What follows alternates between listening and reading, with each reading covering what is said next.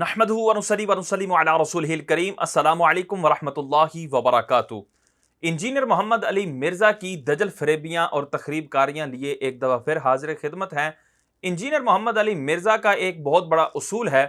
کہ جو چیز بڑے سے ثابت نہ ہو، چھوٹے سے اگر کوئی بیان کرے کہ یہ چیز چھوٹے سے ثابت ہے تو وہ بالکل نہ مانو اور اس کا رد کر دو۔ اور اسی اصول کے اوپر مرزا جو ہے آپ کو گاہے بگاہے گفتگو کرتا ہوا ملے گا اور اولیاء کرام کے خلاف اپنا بغض نکالتا ہوا ملے گا۔ آج جو ویڈیو ہم آپ کے سامنے پلے کریں گے، اس میں یہ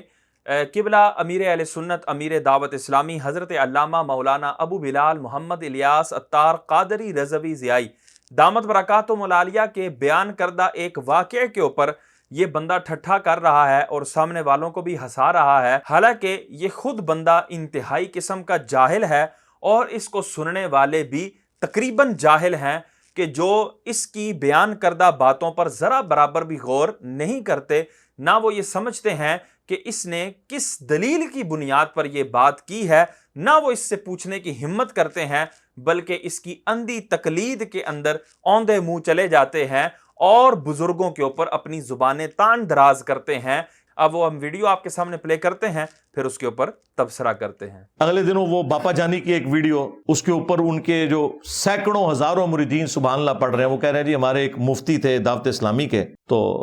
وہ فوت ہو گئے، ان کی قبر کے اوپر ایک مدنی قافلہ حاضری کے لیے گیا، تو کہتے ہیں اندر سے قرات کی آواز سنائی دے رہی تھی اور ظہر کی نماز تھی، اندازہ کرو، اور نیچے لوگ سبحان اللہ پڑھ رہے ہیں۔ اس سے آپ اندازہ لگائیں کہ ان کے آڈینس کتنا اپنا دماغ استعمال کرتے ہیں۔ ظہر کی نماز میں تو قرات اونچی ہوتی ہی نہیں ہے، کہانی ہے، کوئی آواز نہیں سی آ رہی قبر کے اندر سے یا باہر سے۔ اب وہ امیر اہل سنت کا واقعہ بھی سماعت فرما لیں۔ مفتی دعوت اسلامی کی بارگاہ میں تو انہوں نے وہ بتایا کہ ہم اس وقت مفتی دعوت اسلامی قدس سرہ السامی کے مزار پر حاضر ہیں، اور ہم دونوں نے بالکل ہوش و حواس میں اپنے کانوں سے سنا کہ اندر میں با جماعت نماز پڑھی جا رہی ہے، اندر میں نماز پڑھی جا رہی ہے، باقاعدہ قراءت سنائی گئی ہم کو، ظہر کا وقت تھا۔ تو یہاں پر دیکھیں کہ امیر اہل سنت کے اس واقعے کو یہ بیان کر کے ٹھٹھا اڑا رہا ہے کہ دیکھیں کہ مفتی دعوت اسلامی کی قبر کے اوپر ایک قافلہ گیا اور وہ یہ کہہ رہے تھے کہ یہ ظہر کا وقت تھا اور قبر کے اندر سے جماعت کی آواز آئی کہ جیسے جماعت قائم ہے اور اس میں قراءت بھی سنائی گئی۔ تو اب یہ ٹھٹھا کس انداز سے کر رہا ہے، کہتا ہے لے جی ظہر کا وقت تھا اور ان کو قراءت سنائی گئی، حالانکہ ظہر کے وقت میں اونچی قراءت ہوتی ہی نہیں ہے۔ تو پھر سامنے والے بھی ہنسنے لگ گئے اور اس پہ یہ کیا کہہ رہا ہے، کہتا ہے جی سامنے والے جو الیاس قادری صاحب کے سامنے بیٹھے ہیں وہ سبحان اللہ کہہ رہے ہیں، ان کی ذہانت دیکھیں اور ان کی مینٹیلٹی دیکھیں کہ وہ کس انداز سے جو ہے بغیر سوچے سمجھے ان کی بات پر سبحان اللہ کہہ رہے ہیں اور سوچتے بھی نہیں ہیں۔ میں کہتا ہوں مرزا یہی بات تیرے چاہنے والوں پر بھی لاگو ہوگی کہ وہ بھی تیرے سامنے بیٹھ کر اس واقعے کے اوپر بغیر سوچے سمجھے تیرے ساتھ ٹھٹھا اڑا رہے ہیں، تیرے ساتھ اس کے اوپر مزاح کر رہے ہیں اور کہہ کے لگا رہے ہیں، اور وہ بھی یہ نہیں سوچ رہے کہ مرزا کی بات کتنے پانی میں ہے اور مرزا کی بات کی کیا حقیقت ہے۔ انشاءاللہ وہ ابھی ہم حقیقت کھول لیتے ہیں تاکہ ہر ایک کو پتہ لگ جائے کہ مرزا جو ہے وہ کتنا تحقیق میں ڈوبا ہوا کلام کرتا ہے اور اس بندے کی اپنی تحقیق کیا ہے اور اس بندے کی اپنی ورث کیا ہے۔ اب اس نے دیکھیں اس واقعے کے اوپر جو گفتگو کی ہے وہ پہلے یہ کی کہ دیکھیں جی ظہر کا وقت تھا، ظہر کی نماز تھی اور اس کی جماعت ہو رہی تھی اور قراءت کی آواز آ رہی تھی۔ اس نے اس کو پہلے جو ہے وہ مدخیہ خیز انداز میں بیان کیا اور اس پر ہنسا کہ دیکھو ظہر کے وقت میں تو قراءت آہستہ ہوتی ہے، اونچی آواز سے تو ہوتی ہی نہیں ہے، تو ان کو سنائی کیسے دے گی۔ میں کہتا ہوں مرزا تمہیں چیلنج ہے کہ تم یہ بیان کرو کہ قبر کے اندر بھی ظہر کی نماز میں سری آواز سے قراءت یعنی آہستہ آواز سے قراءت کرنا لازم ہے۔ اگر تم یہ ثابت کر دو کہ ظہر کی نماز میں قبر کے اندر عالم برزخ میں، عالم دنیا میں نہیں، عالم برزخ میں مرنے کے بعد انسان جب قبر میں چلا جاتا ہے اور وہاں پر اگر اللہ تبارک و تعالیٰ اس کو یہ انعام عطا فرماتا ہے کہ وہ وہاں پر ظہر کی نماز ادا کرے یا کوئی بھی نماز ادا کرے، تو وہ وہاں پر انہی فرائض اور واجبات کا خیال رکھے گا اور انہی شرائط کا خیال رکھے گا جن شرائط، فرائض اور واجبات کا خیال رکھنا اس پر دنیا میں لازم تھا، یہی شرائط، فرائض اور واجبات کا لحاظ اس پر قبر کے اندر عالم برزخ میں بھی لازم ہے۔ اس پر تم پر دلیل دینا لازم ہے۔ قرآن کی آیت سے دلیل دو، حدیث صحیح سے دلیل دو، لیکن دلیل دو کہ یہ دیکھو قرآن پاک نے یا حدیث پاک نے عالم برزخ میں بھی اگر کوئی شخص نماز پڑھے گا تو وہ انہی واجبات اور انہی فرائض اور شرائط کے اوپر عمل کرتے ہوئے پڑھے گا۔ تو جہاں پر دیگر شرائط، دیگر واجبات، دیگر فرائض ہیں تو وہاں پر ایک واجب جماعت کا وہ یہ بھی ہے کہ جب ظہر کی جماعت ہو رہی ہو تو وہاں پر سری آواز سے یعنی آہستہ آواز سے قرات کرنی چاہیے۔ اگر مرزا تم یہ ثابت کر دو کہ جی عالم برزخ میں یہ واجب ہے آہستہ آواز سے قرات کرنا، تو پھر تمہارا یہ اعتراض ایک طرح سے درست ہو سکتا ہے کہ جی دیکھیں کہ جی ظہر کی نماز میں تو آہستہ قرات ہوتی ہے اور یہ جی کہہ رہے ہیں جی ہمیں سنائی دے گئی، لیکن تو مر جائے گا، زہر کا پیالہ پی لے گا، تو اپنی تمام ذریت کو گھونٹ دے گا، لیکن کبھی بھی تو یہ ثابت نہیں کر سکتا کہ سرے سے نماز ہی عالم برزخ میں لازم نہیں ہے، چاہے جائے کہ اس کے فرائض اور واجبات یہ چیزیں لازم ہوں۔ یہ تو فقط انعام کے طور پر اللہ کے نیک بندوں کو اللہ یہ نعمت عطا کرے گا کہ وہ اللہ کی عبادت کریں گے، اللہ کی ریاضت کریں گے اور نمازیں ادا کریں گے۔ تو اب آنکھیں کھلی سننے والوں کی کہ یہ جس انداز سے ٹھٹھا کر رہا تھا، وہ جی دیکھیں جی انہوں نے جی ظہر کی نماز میں قرات جی سنا دی بار والوں کو، اور ظہر میں تو اونچی آواز سے قرات ہی نہیں ہوتی۔ تمہارا یہ کہنا ہی درست نہیں ہے کہ یہ دنیا کی بات نہیں ہو رہی، یہ عالم برزخ کی بات ہو رہی ہے۔ اور اگر پھر یہ دیکھا جائے کہ قبر کے اندر چونکہ آواز باہر آنا قریب با ناممکن ہوتی ہے اگر ظاہری اسباب کو دیکھا جائے، کہ کیونکہ اوپر اچھی خاصی مٹی ہوتی ہے اور کوئی ایسی جگہ نہیں ہوتی جہاں سے آواز جو ہے وہ باہر آ سکے، تو اب وہاں پر اگر اونچی آواز سے اللہ اکبر تکبیر بھی کہی جائے تب بھی وہ باہر نہیں آئے گی، کہ چاہے سری نمازیں ہوں یا جہری نمازیں ہوں ان میں تکبیر جو ہے وہ جہرن ہی کہی جاتی ہے، اونچی آواز سے ہی کہی جاتی ہے۔ تو اگر جہرن تکبیر بھی کہی جائے تب بھی وہ آواز باہر نہیں آئے گی، اگر آئے گی تو وہ اللہ تعالیٰ کی قدرت سے باہر آئے گی اور وہ صاحب قبر کی کرامت سمجھی جائے گی۔ تو جب تکبیر جو ہے اس کی آواز اگر اونچی بھی ہے تب بھی باہر نہیں آ سکتی، اور وہ باہر آ جائے تو وہ اللہ کی قدرت ہے اور اللہ کے عطا کرنے سے اس صاحب مزار کی یہ کرامت ہے۔ تو اگر ظہر کی نماز میں انہوں نے سری قرات بھی کی تھی، آواز آہستہ رکھ کر بھی قرات کی تھی، اس کے باوجود باہر والوں کو سنائی دے گئی، تو یہ کوئی بعید نہیں ہے، تو یہ کوئی استحالہ نہیں ہے، کوئی ناممکن چیز نہیں ہے، اللہ ہر چاہے پر قادر ہے۔ تو اللہ تبارک و تعالیٰ نے یہ سری جو قرات تھی وہ بھی باہر والوں کو سنا دی، اور یہ صاحب مزار کی کرامت ہے، اور باہر والوں نے وہ سن کر صاحب مزار کی کرامت اس کو شمار کیا، تو اس کے اندر بھی کوئی چیز بعید نہیں ہے۔ تو یہ جو ٹھٹھا اڑا کر اس واقعے کا انکار کر رہا تھا، اس کا یہ انکار کرنا بالکل بے بنیاد اور بے دلیل ہے۔ اب یہ دیکھیں آگے کس انداز سے گفتگو کرے گا، پھر اس کے اوپر کچھ گفتگو کرتے ہیں۔ کوڑ مارے اور نماز زور کی اور کہہ رہے کہ رات کی آواز باہر سنائی دے رہی تھی، زور میں تو آہستہ آواز سے ہوتی ہے۔ کوئی جھوٹ گھرنا تھا تو مغرب عشاء کا ذکر کرتا ہے، لیکن وہ چور اپنی لنگوٹی چھوڑ جاتا ہے نا، اور ہم تو تیار بیٹھے ہیں پکڑنے کے لیے، چھوڑی نہ ہو تب بھی ہم پکڑ لیتے ہیں، جب کوئی اتنی چھوڑ کے جائے تو ویسے پکڑی جائے گی۔ اب یہاں پر دیکھیں کیا کہتا ہے، اگر کوڑی مارنا سی مطلب واقعہ بنانا ہی تھا تو پھر مغرب اور عشاء داخل کر دیتے۔ تو میں کہتا ہوں مرزا تو عالم برزخ کے اندر مغرب اور عشاء کا وقت ثابت کر دے اور مغرب اور عشاء کی نماز ثابت کر دے، ہم واقعہ بھی ثابت کر دیں گے۔ تو قیامت تک مغرب اور عشاء کا وقت عالم برزخ میں ثابت نہیں کر سکے گا، تو واقعہ بنانے کا کیا مشورہ دے رہا ہے؟ تو اتنا کوڑا جاہل ہے کہ تجھے یہی نہیں پتا کہ جی عالم برزخ میں مغرب ہوتی ہے یا نہیں ہوتی، عشاء ہوتی ہے یا نہیں ہوتی۔ اب اس نے اس واقعے کے اوپر دوسرے انداز سے کلام کیا۔ ایسے نہیں ہوتا میرے بھائی، صحابہ اکرام کا سٹیٹس میں آپ کو بتاؤں، قبر تو بہت دور کی چیز ہے۔ صحیح بخاری میں حدیث ہے، نبی علیہ السلام کا ایک غلام تھا مدعم، جو آپ علیہ السلام کی سواری کا کجاوا کسا کرتا تھا۔ خیبر کے موقع پر ایک نامعلوم تیر اسے لگا، وہ شہید ہو گیا۔ صحابہ اکرام نے کہا کہ تمہیں شہادت مبارک ہو، نبی علیہ السلام کی خدمت بھی اور موت بھی آپ کی موجودگی میں آئی ہے، بالکل ٹھیک رزلٹ نکالا. لیکن نبی الاسلام نے پتہ کیا فرمایا؟ آپ نے فرمایا تم اسے شہادت مبارک کہہ رہے ہو، حالانکہ میں نے دیکھا ہے کہ اس نے مال غنیمت کی ایک چادر چوری کی تھی جو اللہ تعالیٰ نے آگ کی بنا کے اس کے اوپر ڈال دی ہے. صحابہ کرام کو تو سامنے میت کے اوپر کوئی چادر نظر نہیں آئی. ان کے بزرگوں کو نظر آتا ہے جی قبر کے اندر کون نماز پڑھ رہا ہے، کوڑ مار رہے ہو. کہ دیکھو صحابہ کا کیا سٹیٹس ہے کہ صحابہ کرام قبر تو دور کی بات، سامنے جو میت ہے اس کے اوپر جو معاملات ہو رہے ہیں وہ نہیں دیکھ پا رہے، تو بابے تو شاہی کوئی نہیں، معاذ اللہ، بابے تو ایسا کر ہی نہیں سکتے. جیسے کہ میں نے ویڈیو شروع ہونے کے وقت میں نے یہ آپ کو بتایا تھا کہ اس کا یہ بہت بڑا اصول ہے کہ جو چیز بڑے سے ثابت نہ ہو چھوٹے کی بھی وہ مانو نہ، اس کا بھی انکار کر دو، کیونکہ جب بڑے سے ہی ثابت نہیں ہے تو چھوٹے کی کیسے ثابت ہو سکتی ہے. حالانکہ یہ اس کا اعتراض جو ہے وہ بالکل ہی بے بنیاد ہے اور اس کی ذرا برابر بھی کوئی بنیاد نہیں ہے، علم سے بھی دور ہے اور عقل سے بھی یہ بات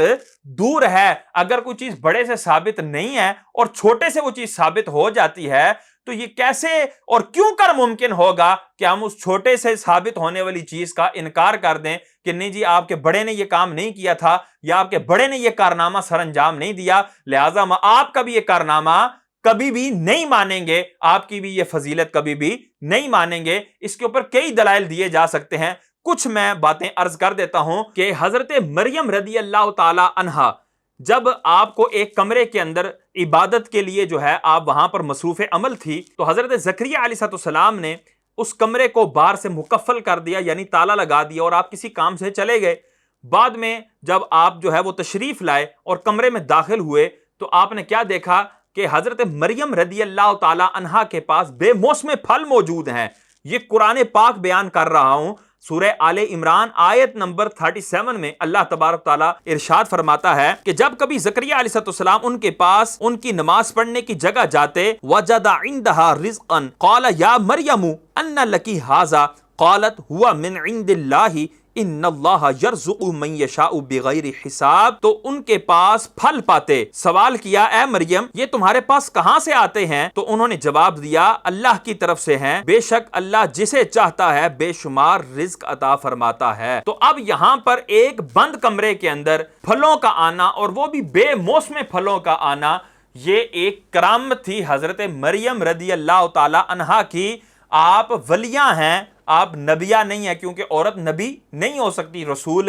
نہیں ہو سکتی. تو ایک بند کمرے کے اندر پھلوں کا سلامتی کے ساتھ پہنچ جانا اور پھر حضرت زکریا علیہ السلام کا یہ سوال کرنا، کیونکہ اگر ظاہری اسباب ہوتے تو حضرت زکریا علیہ السلام سوال ہی نہ کرتے. یقیناً حضرت زکریا علیہ السلام کا تعجب کے ساتھ یہ سوال کرنا اس بات کی واضح دلیل ہے کہ اس کمرے کے اندر کوئی ظاہری ایسا سبب نہیں تھا جس کے ذریعے جو ہے وہ پھل حضرت مریم رضی اللہ تعالی عنہا تک پہنچ سکتے. تو آپ نے کہا کہ یہ اللہ کی طرف سے ہیں، تو یہ حضرت مریم رضی اللہ تعالیٰ عنہ کی کرامت تھی جو کہ آپ سے ظاہر ہوئی. تو اگر رسول اللہ صلی اللہ علیہ وسلم کی زندگی کو دیکھا جائے تو حضور سرور کونین صلی اللہ علیہ وسلم نے بھوک سے پیٹ پر پتھر بھی باندھے، اور شیب ابی طالب کے معاملات اور واقعات دیکھے جائیں تو کتنی شدت اور بھوک کا وقت جو ہے وہ گزارا گیا، لیکن کہیں بھی ایسا واقعہ نہیں ملا کہ حضور سرور کونین صلی اللہ علیہ وسلم کے پاس بے موسم پھل آئے ہوں. تو مرزا کے اصول کے مطابق قرآن کی اس آیت کا انکار کر دینا چاہیے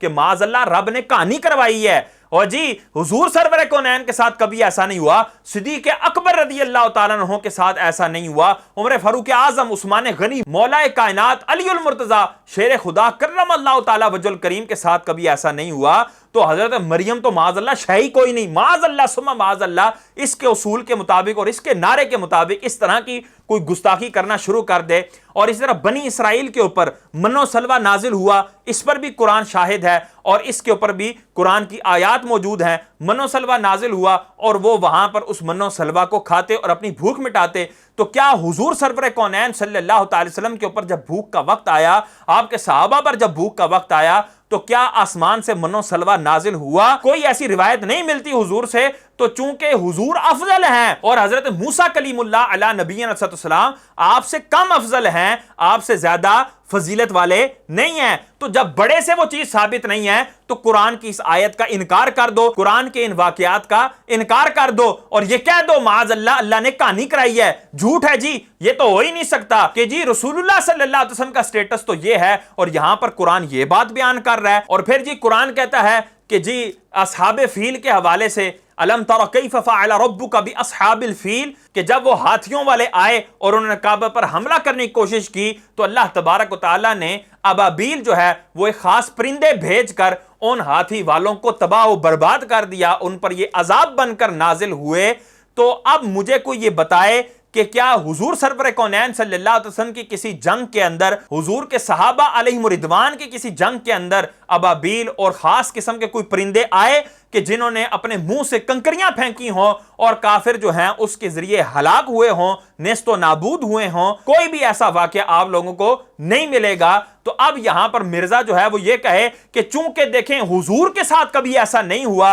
حضور کی جنگوں کے واقعات تفصیل کے ساتھ احادیث میں موجود ہیں، کوئی ایسا واقعہ، کوئی ایسی روایت، صحیح روایت ہمیں نہیں ملتی، تو لہٰذا یہ جو قرآن میں بیان کیا گیا ہے جی کہانی ہے، کہانی کرائی گئی ہے، معاذ اللہ ثم معاذ اللہ۔ اور حضور کے دادا جان کا وہ واقعہ ہے اور دادا جان محمد عربی صلی اللہ علیہ وسلم سے یقیناً مفضول ہیں، وہ کم ہیں مرتبے میں، کیونکہ حضور تو نبی بھی ہیں، رسول بھی ہیں، اور پھر نبی اور رسول ایسے ہیں کہ تمام نبیوں اور تمام رسولوں کے سردار ہیں۔ تو یہ کیسے ہو سکتا ہے کہ حضرت عبد المطلب کے لیے تو یہ کرامت ظاہر ہو جائے کہ آپ کے معاملے میں جو ہے وہ ابابیل ایک خاص قسم کے پرندے آ کر وہ کافروں کو نیست و نابود کر دیں، جبکہ آپ کے پوتے حضرت محمد مصطفیٰ صلی اللہ تعالی علیہ وسلم جو افضل البشر افضل الانبیاء ہیں، ان کے لیے جو ہے وہ ابابیل نہ آئیں؟ تو اب کیا اس واقعے کا انکار کر دو گے؟ اسی طرح آصف بن برخیہ رضی اللہ تعالیٰ عنہ کا واقعہ قرآن کے اندر موجود ہے کہ جب حضرت سلیمان علیہ السلام نے یہ فرمایا، قرآن پاک کی آیت ہے قال یا ایھا الملأ ایکم یاتینی بعرشھا قبل ان یاتونی مسلمین، کہ اے میرے درباریوں تم میں سے کون ایسا بندہ ہے کہ جو ملکہ بلقیس کا تخت میرے پاس لے آئے قبل اس سے کہ وہ میرے پاس مسلمان ہو کر حاضر ہو؟ تو اس پر قال عفریت من الجن انا آتیک بہ قبل ان تقوم من مقامک وانی علیہ لقوی امین۔ اس پر پھر ایک جن بولا، ایک دیو ہیکل، ایک خبیث جن بولا کہ میں جو ہے وہ تخت بلقیس لے کر آؤں گا قبل اس سے کہ آپ کی نشست برخاست ہو، یعنی آپ کی جو مجلس ہے یہ ختم ہو، اس سے پہلے میں لے آؤں گا۔ لیکن حضرت سلیمان علیہ السلام کو اس سے بھی پہلے وہ تخت جو ہے وہ مطلوب تھا، آپ نے فرمایا اس سے بھی پہلے چاہیے۔ تو پھر اب حضرت آصف بن برخیہ رضی اللہ تعالیٰ عنہ کھڑے ہوئے اور کہنے لگے قال الذی عندہ علم من الکتاب انا آتیک بہ قبل ان یرتد الیک طرفک۔ پھر حضرت آصف بن برخیہ رضی اللہ تعالیٰ عنہ آپ کہنے لگے یہ حضرت سلیمان علیہ السلام کے امتی ہیں اور یہ ولی ہیں اللہ کے، یہ نبی نہیں ہیں، اللہ کے ولی ہیں، اور انہوں نے یہ بات کہی کہ میں آپ کے پاس تخت لے آؤں گا قبل اس سے کہ آپ اپنی آنکھ جھپکے، پلک جھپکے۔ اب میں مرزا کو یہ چیلنج کرتا ہوں کہ مرزا تمام ذخیرہ کتب میں سے، تمام ذخیرہ احادیث میں سے کوئی ضعیف سند کے ساتھ بھی ایسا واقعہ لے کے آئے کہ جس میں حضور سرور کونین صلی اللہ تعالی وسلم نے 2 مہینے کی مسافت سے اتنا بڑا ٹنو منو وزنی کوئی چیز، چاہے وہ تخت ہو یا تخت کی مثل کوئی وزنی چیز ہو، اور حضور سرور کونین صلی اللہ علیہ وسلم نے آنکھ جھپکنے سے پہلے اس چیز کو جو ہے وہ مدینے میں منگوا لیا ہو یا مکے میں منگوا لیا ہو، کسی جگہ بھی اس چیز کو منگوا لیا ہو، یا پھر صدیق اکبر رضی اللہ تعالیٰ عنہ، عمر فاروق اعظم، عثمان غنی، یا اولیاء کے امام حضرت مولا کائنات علی المرتضیٰ شیر خدا کرم اللہ تعالی وجہ الکریم نے یہ کرامت کا اظہار فرمایا ہو کہ آپ نے ٹنو منو وزنی چیز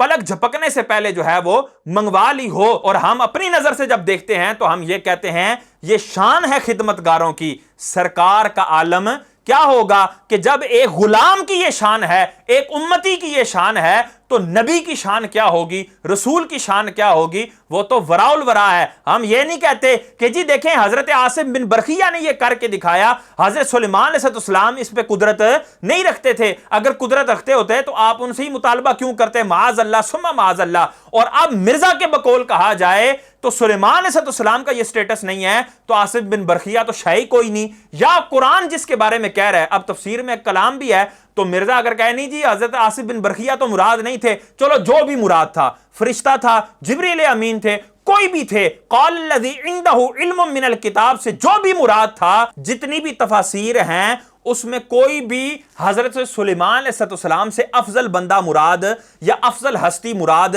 نہیں ہے, وہ مفضول ہے, کم ہے. تو بھائی جب اعلیٰ سے وہ چیز ثابت نہیں ہے تو بھائی کم سے کیسے تم مان رہے ہو, تم کم کا جو ہے وہ کیسے اقرار کر رہے ہو. تو یہاں پر تمہیں کہنا چاہیے کہ حضرت سلیمان علیہ السلام تخت نہیں لے کر آئے, لہٰذا یہ اللہ نے کہانی کرائی ہے, معاذ اللہ ثم معاذ اللہ, قرآن یہ کہانی کرا رہا ہے. وہ جی کیسے آ سکتا ہے جی ٹنو منو وزنی یہ تخت, یہ نہیں ہو سکتا. اور پھر حضور سرور کونین صلی اللہ علیہ وسلم کی زندگی کو دیکھا جائے تو چونکہ حضور کی زندگی میں ایسا واقعہ کوئی موجود نہیں ہے, تو اب یہ انکار کر دیا جائے کہ جب حضور سے یہ کام نہیں ہو سکا یا صحابہ کرام سے یہ کام نہیں ہو سکا تو حضرت سلیمان علیہ السلام تو معاذ اللہ شاہی کوئی نہیں, یا حضرت عاصم بن برقیہ صدیق اکبر کے مقابلے میں, عمر فاروق اعظم کے مقابلے میں, عثمان غنی اور مولا علی کے مقابلے میں معاذ اللہ شاہی کوئی نہیں. اس طرح کی بکواس کی جائے اور قرآن کی ان آیات کا انکار کر دیا جائے تو میں کہتا ہوں کہ یہ انتہائی جہالت ہوگی اور انتہائی نادانی ہوگی. تو جو بھی مرزا کو سننے والے ہیں وہ اس کے پیچھے چلتے ہوئے, وہ انہی اصولوں پر چلتے ہوئے بزرگان دین کی کرامات کا انکار کرتے ہیں کہ جی یہ دیکھیں جی ان سے ثابت نہیں تھی, لہٰذا جو ہے ان سے کیسے ثابت ہو سکتی ہے. تو یہ میں نے چند مثالیں دے کر آپ کو یہ ثابت کر دی بات کہ یہ اصول بالکل درست نہیں ہے. اچھا, اس واقعے کو رد کرنے کے لیے اس نے ایک یہ بھی بات کی تھی کہ جی صحابہ اکرام کا سٹیٹس آپ دیکھیں, اس کے حوالے سے تو میں نے یہ گفتگو کر دی, مثالیں دے کے بیان کر دیا کہ اس کے اندر یہ اصول اس کا جو ہے وہ کار فرما ہے کہ جو بڑے کے لیے چیز ثابت نہ ہو وہ چھوٹے کی بھی نہ مانے. اس کا ہم نے آپ کو بالکل دودھ کا دودھ اور پانی کا پانی کر دیا چند مثالوں کے ساتھ کہ قرآن کے اندر یہ جو کرامات ذکر کی گئی ہیں اگر ان کو دیکھا جائے تو پھر یہ ساری کی ساری معاذ اللہ کہانیاں لگیں گی, اور مرزا کے اصول کے مطابق ان سب کا انکار کر دینا چاہیے. لیکن اب اس کے اندر جو دوسرا پہلو تھا وہ یہ تھا کہ جی صحابہ کرام علیہم رضوان کا یہ کس انداز سے جو ہے وہ ذکر کر رہا ہے کہ دیکھو صحابہ کرام کو تو وہ نظر نہیں آیا کرتی تھی چیزیں, یعنی وہ بالکل نارمل بندے تھے میرے اور آپ کی طرح, ان کو تو کچھ بھی پتہ نہیں لگتا تھا. ان کے بزرگوں کو بہت کچھ پتہ لگ رہا ہے. تو میں یہ کہتا ہوں کہ مرزا کی انتہائی دجل فریبی ہے کہ یہ پوری چیزوں کو بیان نہیں کر رہا, اور یہ بالکل وہابی دیوبندیوں کی طرح, جہاں پر حضور سرور کونین صلی اللہ علیہ وسلم نے یہ فرمایا ہوتا نا کہ مجھے اس چیز کا علم نہیں ہے یا حضور کی اس چیز کی طرف توجہ نہیں ہوتی اور آپ اس کے بارے سے کچھ فرماتے نہیں ہیں, تو وہاں دیوبندی کہتے ہیں دیکھو حضور کو علم غیب ہوتا تو حضور یہاں پہ فرما دیتے, حضور کو علم غیب ہوتا تو حضور ایسا کر دیتے. تو انہی کی روش پر چلتے ہوئے, انہی کا تھوکا وہ چاٹتے ہوئے مرزا بھی ایسے کر رہا ہے کہ دیکھیں جی صحابہ کرام علیہم رضوان کو تو نظر نہیں آیا, صحابہ کرام تو ایک عام بندے تھے, تو ان کو جب نظر نہیں آیا تو اولیاء کرام تو معاذ اللہ شیء کوئی نہیں ہے. اب اس بندے کو یہ پتہ ہی نہیں ہے کہ ذخیرہ احادیث کے اندر کون کون سی احادیث موجود ہیں. ہم ایک حدیث پاک آپ کے سامنے ذکر کرتے ہیں کہ جس کے اندر حضرت عمر فاروق اعظم رضی اللہ تعالیٰ عنہ کا کشف جو ہے, اور ان کی نظر کتنی دور تک کام کرتی تھی اور ان کی آواز کتنی دور تک جاتی تھی, اور سامنے والے بھی ان کی آواز کو سن پاتے تھے یا نہیں پاتے تھے. اس کے حوالے سے ایک واقعہ جو ہے وہ میں آپ کے گوش گزار کر دیتا ہوں. یہ علامہ ابن حجر اسقلانی ہے, آپ نے الاصابہ کے اندر جلد 1 صفحہ نمبر 675 کے اوپر یہ حدیث پاک جو ہے وہ درج کی ہے. اور اسی طرح الریاض النادرہ فی مناقب العشرہ کے اندر احمد بن عبداللہ الطبری کی نے اس حدیث پاک کو صفحہ نمبر 281 کے اوپر جو ہے حدیث پاک ہے 699, یہ حدیث پاک ذکر کی, میں وہ انشاءاللہ آپ کو ذکر کر دوں گا. اور مشکات المصابیح کے اندر اس حدیث پاک کو جو ہے وہ نقل کیا گیا اور حدیث نمبر ہے 5954. تو یہ حدیث پاک, اس کے اوپر ملا علی قاری علیہ الرحمہ نے بھی مرقات المفاتیح کی جلد نمبر 11 کے اندر کلام فرمایا ہوا ہے. اسی طرح یہ حدیث پاک جو ہے تاریخ الخلفاء میں جلال الدین سیوطی شافعی علیہ الرحمہ نے بھی ذکر فرمائی ہے, اور صفحہ نمبر ہے 133. اسی طرح امام احمد بن حنبل کی کتاب فضائل الصحابہ, اس کے اندر حدیث نمبر ہے 355. امام بیہقی متوفا 458 سنہ ہجری آپ کی کتاب ہے دلائل النبوہ، اس کی جلد نمبر 6 صفحہ نمبر 322 کے اوپر ہے، اور امام ہبت اللہ اللالقائی اپنی کتاب شرح اصول اعتقاد اہل سنہ، اس کے اندر حدیث پاک 2537 یہ آپ لے کر آئے، اور امام بہقی یہی واقعہ جو ہے اپنی کتاب الاعتقاد کے صفحہ نمبر 281 کے اوپر لے کر آئے، اور مشکات المصابیح کی تخریج کے اندر البانی نے اس حدیث پاک کے حوالے سے حسن ہونے کا حکم لگایا ہے کہ یہ حدیث پاک حسن ہے، اور ابن حجر عسقلانی علیہ رحمہ نے الاصابہ فی تمییز صحابہ کے اندر جب یہ حدیث پاک ذکر کی تو آپ نے فرمایا وَهُوَ إِسْنَادٌ حَسَنٌ کہ اس کی اسناد جو ہیں حسن ہے۔ اب وہ واقعہ کیا ہے وہ میں آپ کو عرض کر دیتا ہوں کہ حضرت عمر فاروق اعظم رضی اللہ تعالیٰ عنہ نے آپ نے ایک لشکر جو ہے وہ نہاوند کی طرف جو ہے وہ روانہ فرمایا، اور نہاوند جو علاقہ ہے اس کا مدینے سے ڈسٹنس جو ہے وہ اگر گاڑی کے ذریعے دیکھا جائے تو 22 گھنٹے بنتا ہے، اور اگر پیدل جائیں تو 19 دن کا یہ سفر بنتا ہے، تو اتنا ڈسٹنس بنتا ہے۔ آپ نے اس علاقے میں ایک لشکر روانہ فرمایا، اور اس لشکر کے سپہ سالار جو تھے وہ حضرت ساریہ تھے، تو جب وہاں پر وہ نہاوند کے مقام پر وہ لشکر جو ہے وہ دشمنوں سے لڑ رہا تھا، تو اب جب جمعے کا دن آیا تو حضرت عمر فاروق اعظم رضی اللہ تعالیٰ عنہ ممبر پر جلوہ فرما ہوئے، تو آپ نے خطبے کے دوران یا ساریہ الجبل یا ساریہ الجبل یا ساریہ الجبل، ایک روایت میں ہے کہ 2 دفعہ فرمایا، اور بعض روایات میں ہے کہ 3 دفعہ آپ نے یہ چیخ کر اور اونچی آواز سے یہ فرمایا، اور وہاں نہاوند کے مقام پر حضرت ساریہ نے وہ آواز سنی، اور سن کر آپ نے اپنی پیٹھ جو ہے وہ پہاڑ کی طرف کر لی، کیونکہ حضرت عمر فاروق اعظم نے مشورہ دیا تھا کہ اے ساریہ تمہارا اس وقت منہ جو ہے وہ پہاڑ کی طرف ہے اور دشمن تمہارے پیچھے ہے، اگر اس طرح رہا تو دشمن تم پر حاوی ہو جائے گا اور وہ تم پر غالب ہو جائے گا اور وہ تم سے جیت جائے گا، تو تم ایسا کرو کہ پہاڑ کو اپنی پشت کے پیچھے رکھو کہ تمہارے پیچھے سے کوئی حملہ نہیں کر سکے گا، پھر جو دشمن ہوگا وہ تمہارے بالکل سامنے ہوگا، اب جب تم اس پر حملہ کرو گے تو تمہاری فتح کے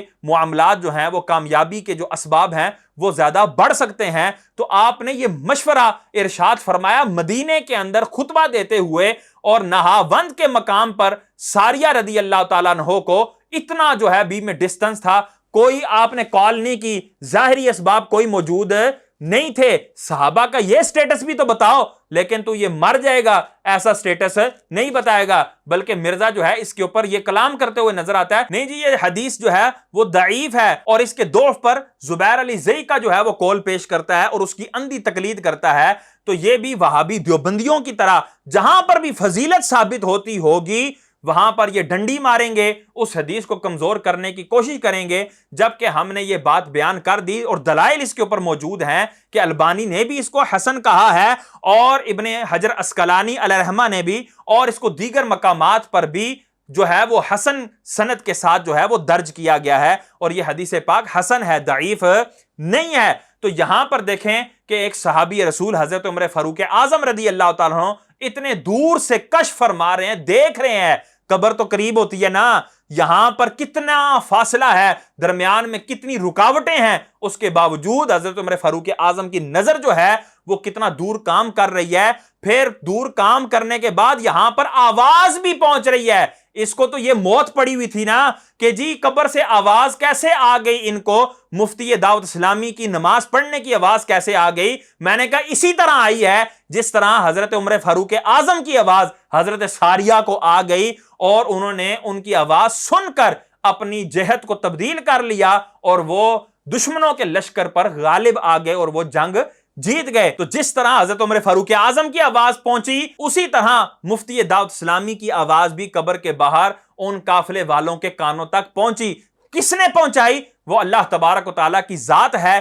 کہ جس نے اپنے بندے کو یہ شرف عطا فرمایا اور ان کو اپنی عطا سے یہ کرامت عطا فرمائی، یہ صاحب مزار کی کرامت ہے۔ اور پھر آپ یہ دیکھیں کہ وہاں پر حضرت ساریہ رضی اللہ تعالیٰ عنہ نے بھی سنی آواز، اور ان کے ساتھ جتنے بھی لوگ تھے انہوں نے بھی آواز سنی کہ ایک پکارنے والا پکار رہا ہے کہ یا ساریہ الجبل، اے ساریہ پہاڑ، اے ساریہ پہاڑ۔ انہوں نے بھی یہ آواز سنی تو پتہ لگا اللہ تبارک و تعالیٰ کی عطا سے اللہ کے بندے دور سے دیکھتے بھی ہیں، اپنی آوازیں دور تک پہنچاتے بھی ہیں، اور اللہ کے بندے ان کی آوازیں سنتے بھی ہیں۔ اسی طرح جامع ترمذی کی ایک حدیث پاک ہے حضرت ابن عباس رضی اللہ تعالیٰ عنہ سے روایت ہے، آپ فرماتے ہیں کہ بعض اصحاب نبی نے اپنا جو ہے وہ خیمہ ایک قبر کے اوپر جو ہے وہ گاڑ لیا، اور وہ ان کو معلوم نہیں تھا کہ یہ قبر ہے یہاں پر۔ فَإِذَا فِيهِ إِنسَانٌ يَقْرَأُ سُورَةَ تَبَارَكَ الَّذِي بِيَدِهِ الْمُلْكُ حَتَّى خَتَمَهَا، تو جب انہوں نے خیمہ گاڑ لیا اور جب وہ اس کے اندر تشریف فرما ہوئے صحابہ اکرام،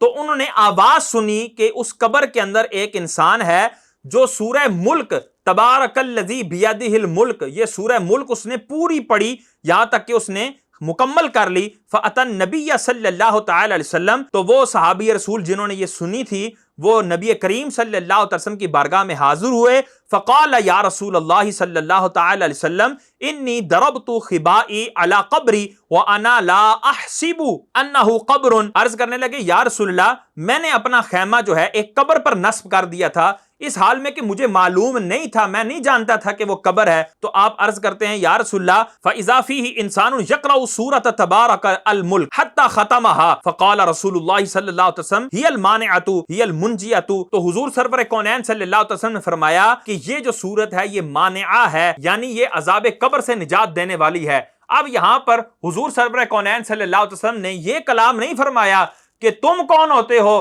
جو قبر کی آواز سن لو، قبر میں ایک مردہ جو ہے وہ قرآن پڑھ رہا ہو اور تم اس کا قرآن سن لو، تمہاری کہاں سے یہ اوقات آئی، یہ میں نے کبھی ایسا دعویٰ نہیں کیا یا فلاں نبی نے ایسا دعویٰ نہیں کیا، تو تم کون ہوتے ہو قرآن پاک کی آواز سننے والے، یا وہ قبر والا کون ہوتا ہے جو سورہ ملک پڑھ رہا تھا، اس طرح کا کوئی کلام کیا نہیں کیا۔ تو یہاں سے ثابت کیا ہو رہا ہے کہ ایک قبر کے اندر شخص موجود ہیں جو کہ سورہ ملک کی تلاوت کر رہے ہیں۔ اب اگر عقل کو دیکھا جائے، اسباب کو دیکھا جائے، تو اتنی منو مٹی کے نیچے جو ہے اگر کوئی بندہ قرات کرے تو اس کی آواز اگر کوئی چلائے بھی تب بھی اس کی آواز باہر نہیں آنی چاہیے کہ اتنی زیادہ مٹی اس پر موجود ہے، لیکن اس کے باوجود بھی قبر میں صاحب قبر قرآن کی تلاوت کر رہے ہیں اور بار صحابہ کرام وہ سن رہے ہیں اور پھر حضور کو بھی بیان کر رہے ہیں، اور حضور نے اس واقعے کا انکار نہیں فرمایا، جس سے بالکل صاف پتہ لگتا ہے کہ قبر والے جو ہے وہ کچھ پڑھ بھی سکتے ہیں اور ان کا پڑھا ہوا کلام، ان کی پڑھی ہوئی نماز ہو وہ بار والے سن بھی سکتے ہیں۔ تو مرزا کا یہ جو دجل فریب ہے کہ دیکھیں صحابہ کا یہ سٹیٹس تھا، اس انداز سے گفتگو کر رہا ہے، میں کہتا ہوں مرزا اس طرح کی جتنی بھی احادیث ہوں گی جس میں صحابہ کرام علیہم رضوان کے لیے اس طرح کا کشف ظاہر نہیں ہوا ہوگا، ہم وہاں یہی جواب دیں گے کہ اللہ جب چاہتا ہے اپنے پیاروں کو کشف عطا فرماتا ہے، ان کو کرامت عطا فرماتا ہے، لیکن جب نہیں چاہتا تو ان کو کرامت کا ظہور کرنے کی اجازت نہیں ہوتی، وہ کرامت نہیں دکھاتے یا ان پر وہ کشف نہیں ہو پاتا۔ تو ہمارا تو یہ دعویٰ ہے ہی نہیں کہ جو بھی اللہ کا نیک بندہ ہے، جو بھی اللہ کا ولی ہے یا جو بھی صحابی ہے، وہ ہر وقت جو ہے وہ کرامت دکھا سکتا ہے اور کرامت دکھاتا رہتا ہے اور ہر وقت دیکھتا رہتا ہے۔ یہ ہمارا دعویٰ ہی نہیں ہے، ہمارا دعویٰ یہ ہے کہ اللہ تعالیٰ کے دیے سے، اللہ تعالیٰ کے چاہے سے، اللہ کی اجازت سے جب اللہ کے نیک بندے کرامت کا اظہار کرتے ہیں تو وہ کرامت ظاہر ہوتی ہے، وہ خرق عادت چیز ظاہر ہوتی ہے۔ اس کا انکار اس انداز سے کرنا جس انداز سے تو کر رہا ہے، یہ بالکل نری جہالت ہے اور علم سے خالی بات ہے۔ ان کے بزرگوں کو کشف القبور ہوتا ہے جی، آخرت کا بتا دینا، اور چھڑ دو آخرت کا 10 دن دینا، یہ دیکھ کے نا، دیکھ کے میری میکینیکل انجینئرنگ کا ایک فارمولہ نہیں پڑھ سکتے، سمجھانا تو دور کی بات ہے، جب تک انہوں نے سیکھا نہ ہو، جب تک انہوں نے سیکھا نہ ہو، جب تک انہوں نے سیکھا نہ ہو، کہانیاں۔ اب یہاں پر دیکھیں کیا کہتا ہے کہ یہ دیکھ کر میری میکینیکل انجینئرنگ کا ایک فارمولہ نہیں پڑھ سکتے جب تک انہوں نے سیکھا نہ ہو۔ میں کہتا ہوں کہ یہ انجینئرنگ جو ہے اس کا اسلام کے اندر کیا سٹیٹس ہے؟ کیا یہ قرآن کے لیے، قرآن کو سمجھنے کے لیے ضروری ہے؟ کیا یہ حدیث کو سمجھنے کے لیے ضروری ہے؟ کیا یہ شریعت مطہرہ کو سمجھنے کے لیے ضروری ہے؟ کوئی ضروری نہیں ہے۔ ایسا علم کہ جس کی دنیاوی تو ورتھ ہو سکتی ہے، دینی اس کی کوئی ورتھ نہیں ہے، کوئی ویلیو نہیں ہے، اس کے باوجود اس کی شان یہ ہے کہ اس کو سیکھ کر ہی آپ اس کو سمجھ سکتے ہیں اور اس کو پڑھ سکتے ہیں۔ تو مجھے بتاؤ مرزا کو سننے والوں، کیا قرآن اور حدیث اور شریعت مطہرہ کا علم کیا یہ معاذ اللہ اتنا ریا کھویا ہوا ہے کہ کیا معاذ اللہ کوئی بھی اٹھ کر بغیر سیکھے، بغیر پڑھے، بغیر حاصل کیے اس کے اوپر معاذ اللہ اپنی زبان لمبی کرنا شروع کر دے اور تم جیسے لوگ جو ہے اس کو سننا بھی شروع کر دو؟ بھائی مجھے بتاؤ کہ جب انجینئرنگ جو ہے وہ بغیر سیکھے، اس کے بقول کوئی پڑھ نہیں سکتا، تو میں یہ کہتا ہوں کہ قرآن اور حدیث کی تشریح بھی بغیر سیکھے کوئی کر نہیں سکتا. جب نہیں کر سکتا تو اس مرزا کی خدارا تم تقلید چھوڑو کہ جس نے کہیں سے بھی یہ علم حاصل نہیں کیا. اس کو قرآن پاک کی اگر عربی عبارت سامنے رکھ دی جائے اور اس کو کہا جائے کہ اب اس کا ترجمہ کرو, یہ جو اس نے ترجمہ لوگوں کا رٹ رٹ کے اب قرآن پاک جو ہے وہ سادہ اٹھا کر کہتا ہے جی مجھے کہیں سے بھی آپ کہہ دیں میں قرآن کا ترجمہ کر لوں گا. اور بھائی جن کو تم یہ کہہ رہے ہوتے ہیں نا وہ تمہارے سامنے داڑھی منڈے اینکر جو بیٹھے ہوتے ہیں, ان کو کیا پتا عربی کیا ہوتی ہے اور عربی کا ترجمہ کیسے کیا جاتا ہے. لیکن ہمارے سامنے آؤ اور یہی تم جو ہے وہ چیلنج کرو کہ جی مفتی صاحب یہ لے قرآن پاک اور آپ کے سامنے میں قرآن رکھتا ہوں, اب آپ جو ہے وہ بتائیں کہ میں اس کا ترجمہ کس طرح کروں. تو میں کہوں گا جی آپ شروع سے ہی کر دیں ذالک الکتاب لا ریب فیہ. اس چھوٹی سی آیہ مبارکہ کا ترجمہ عربی عبارت کے لحاظ سے, صرف و نحو کے لحاظ سے تم نے کر کے دینا ہے. میں کہتا ہوں مرزا مر جائے گا, زہر کا پیالہ پی لے گا, اپنی ذریت کو گھونٹ دے گا, خودکشی کر لے گا, لیکن یہ کسی عالم دین کے سامنے, کسی عربی جاننے والے کے سامنے ذالک الکتاب لا ریب فیہ کا ترجمہ عربی عبارت اور عربی اصول و قوانین کے لحاظ سے یہ کبھی بھی کر سکے گا نہیں. اسی طرح حدیث پاک بھی یہ کبھی بھی اس کا ترجمہ جو ہے وہ صرف و نحو کے اعتبار سے نہیں کر سکے گا. تو میں کہتا ہوں جب اس بندے کو یہ بنیادی چیز ہی نہیں آتی کہ عربی ہی نہیں آتی, تو اب اس کے پیچھے کیوں چلتے ہو اور اس کی کہی ہوئی باتوں کے اوپر آنکھیں کیوں بند کرتے ہو. اللہ تبارک و تعالی تمہیں عقل سلیم عطا فرمائے کہ تم آنکھیں کھولو اور دیکھو کہ یہ بندہ کس انداز سے دجل فریبی کر کے مسئلوں کو توڑ موڑ کر یہ بیان کر رہا ہے اور بزرگوں کے اوپر معاذ اللہ زبانیں تان دراز کر رہا ہے اور تم لوگوں کو جری کر رہا ہے کہ تم لوگ بزرگان دین کے خلاف لمبی لمبی زبانیں نکالو. اللہ تبارک و تعالیٰ سے دعا ہے اللہ تبارک و تعالیٰ ہمیں ایسوں کے دجل فریب سے بچنے کی توفیق عطا فرمائے. آمین بجاہ النبی الامین صلی اللہ تعالی علیہ وسلم.